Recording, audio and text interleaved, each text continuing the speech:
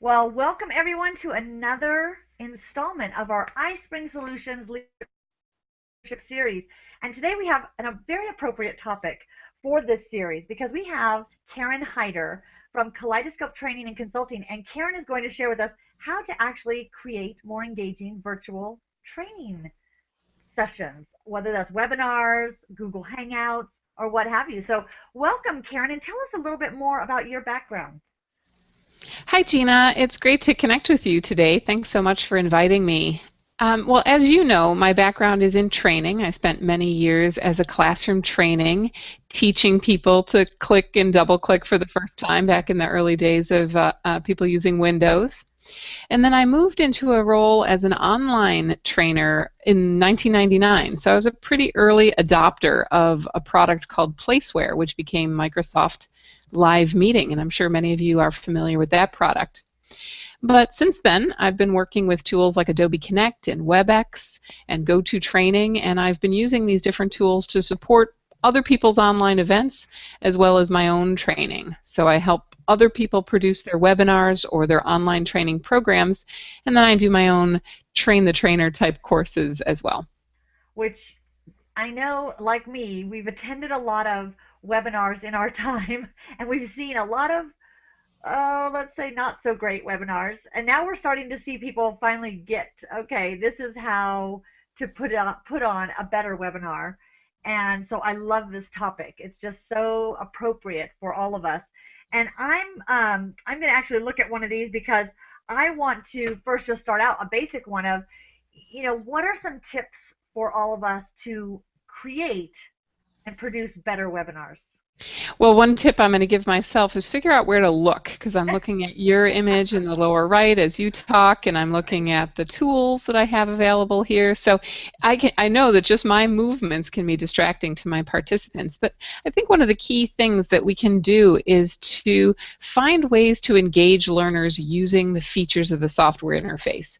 So if this tool has a chat function, instead of just ignoring the participants who are connected, I might say, hey, as you're joining the session, please type a greeting in the chat that you see on the right side of the screen. And so as participants hear me invite them to do that, the messages come in and I'm able to say, hey, great, Fred, thanks so much for joining. And Steve, oh, it's terrific to hear from you. And oh, Dave, I'm sorry to hear that it's snowing where you are.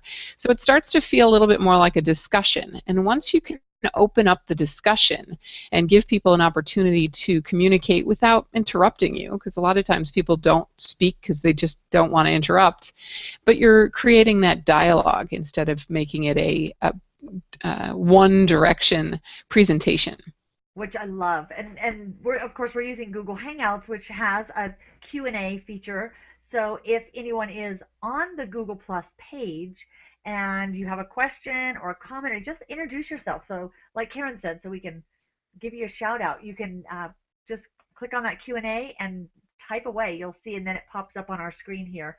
And then any questions that come in that perhaps some people are sending via Twitter, or maybe they're putting them on the Google Plus page. If we don't get to those, we'll answer those after. But yeah, I love the more interactive, the better. So is that one of the primary tips? And do you think all presenters, is it hard for presenters to get used to that? You know, I think it is the primary recommendation. Of course, I could talk about recommendations all day long after 15 years of doing this, but I think most presenters can come around to that way of thinking once they recognize that trying to control the situation is not your primary goal. Right. It's not important that you control what participants do, but to give them parameters to work within so that they can contribute to this live discussion. If we're doing it live, we want to hear from people live, right? Otherwise, why not just record it and post the recording later? So if what you want is control, don't bother to do it live. Right. That's a great point. If you're going to do it live, take questions, encourage that engagement. Now, Karen, you're an online event producer. Mhm. Why is it important, or what role does a producer play? Why is it important for people to have a producer? You know, I think for some people, the idea of having a helper seems like they're not capable of doing the job.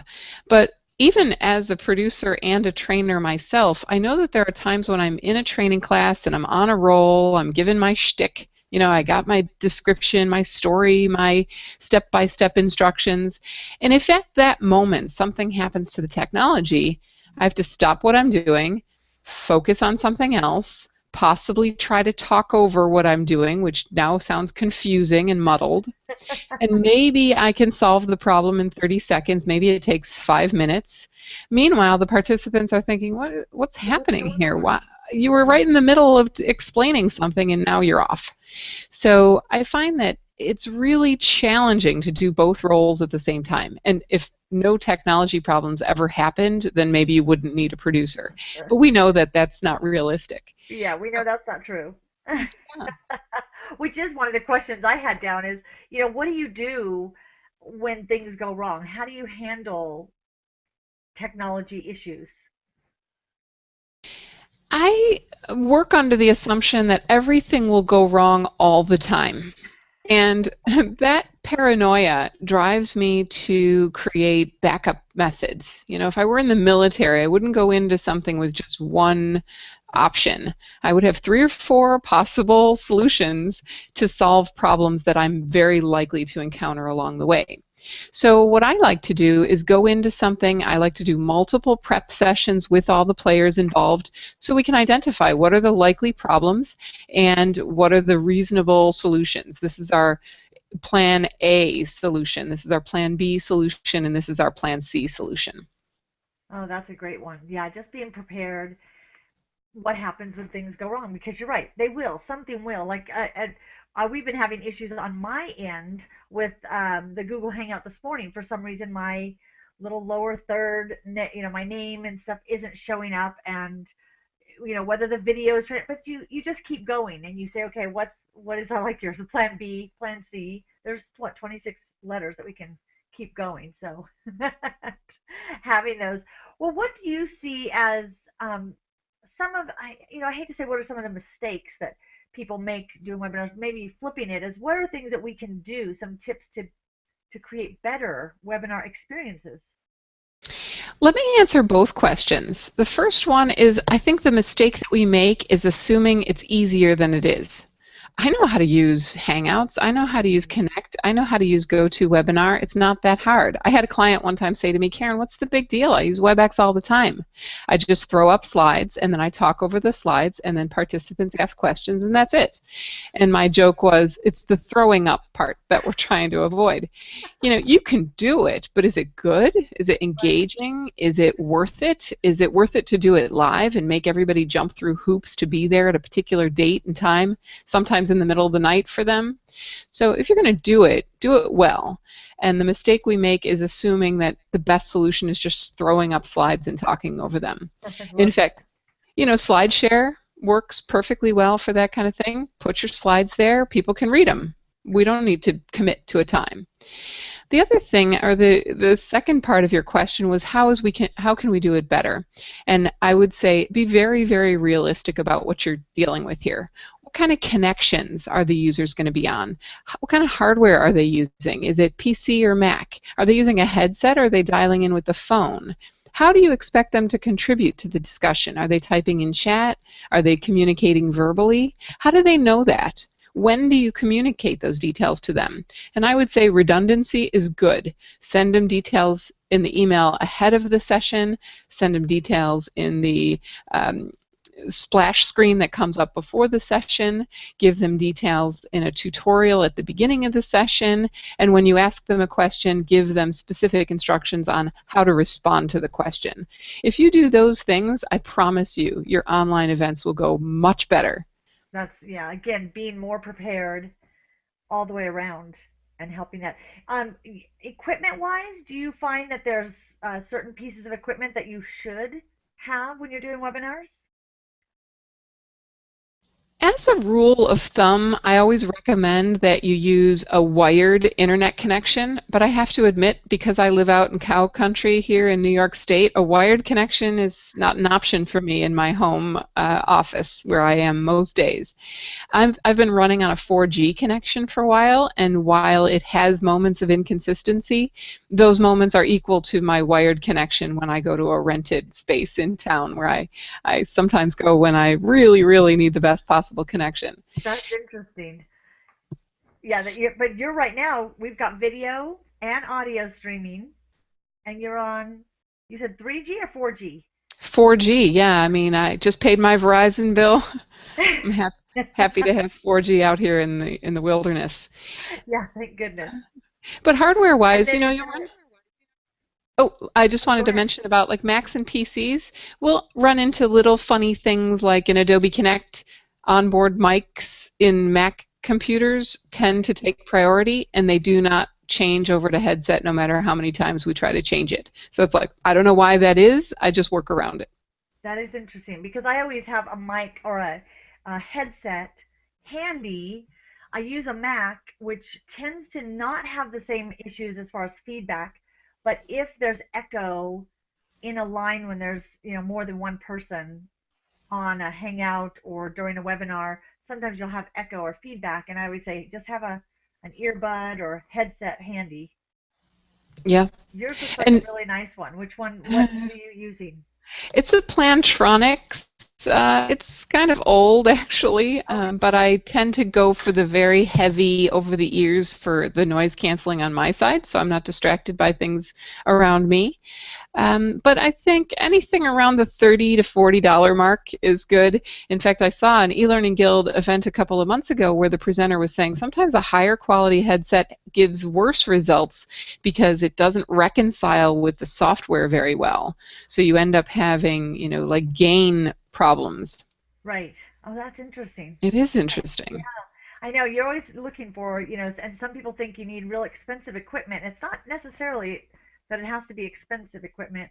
You just have to have, again, test them before. Like you said, yeah, I always tell people test your equipment and your connection at the same place you're going to be doing the event the day of. Some people test it in one place and then the day of the event, they're logging in from home or they're logging in from somewhere else. Yeah, and don't make any assumptions at all. I can't tell you how often people say, gee, Karen, I don't know why my headset isn't working here in Connect. I use it every day in Skype. Okay, well, Connect doesn't know about that headset, so you've got to point to where it is listed in the hardware settings.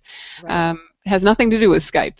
I mean, it's great that you know that the headset isn't broken and the plug that you're plugged into is functioning, but there's no guarantees of anything. That's right. Yeah, with technology, you never want to assume anything.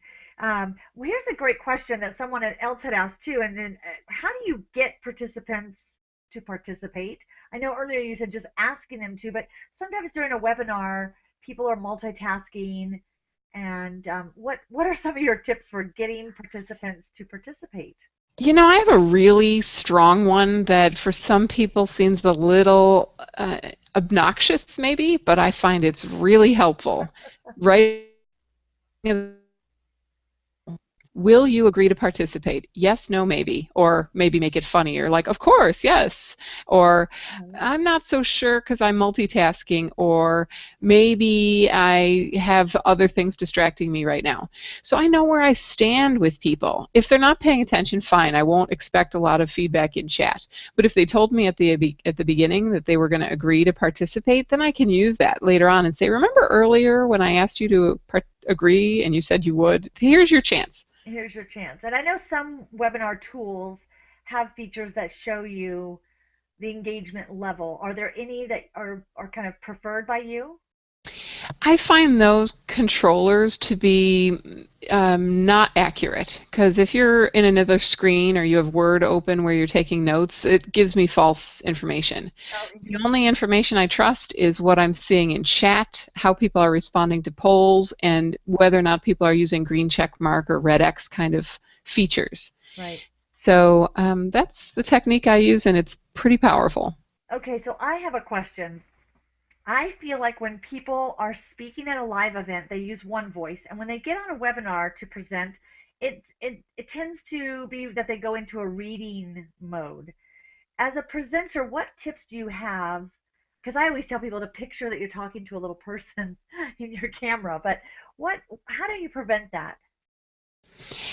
It has a lot to do with creating a script, but not reading the script, instead memorizing the phrasing and the way that you wanted to explain something. Certainly as a trainer, I have certain things that you'll hear me say every time, Right. but from one time to the next, you wouldn't notice that because I've threaded it into my own verbiage and my own flow of messaging. So it's not easy, but practice certainly helps. Record yourself and play it back. A bad recording is enough to scare you into a different kind of behavior. That's very true. Nothing like real feedback to cause change. Yeah, I always tell people you'll need therapy after the first couple times of hearing yourself on a webinar and seeing yourself on camera, but just get over it. It's what you look like, it's what you sound like. exactly. That is what you look like and sound like, yeah. Well, this is fascinating, and I wish we had more time to keep going on this. But Karen, if somebody wants to hire you to help them produce webinars or give kind of come in and give their group some tips and things, how can they get a hold of you? Well, you can contact me at Karen@KarenHyder.com. That's Karen at KarenHyder.com. Um, and I'm usually available right there to answer questions that you have or to provide training or just to, how do you approach a project like this? I'm happy to help you get started with that conversation. That's awesome. Well, Karen, this has been wonderful. Thank you so much. And we will have this up on our YouTube channel for iSpring. And within a few minutes, it loads up there. So I'll send you the link and we can share this with the world because the world needs to be doing better webinars. I agree. Please, you're giving us a bad name out there, so shape up. Exactly. Exactly. Shape up, people. Hire Karen. That's what you need to do. Thanks so much, Gina. It was so great to talk to you. Have a great rest of the day. You.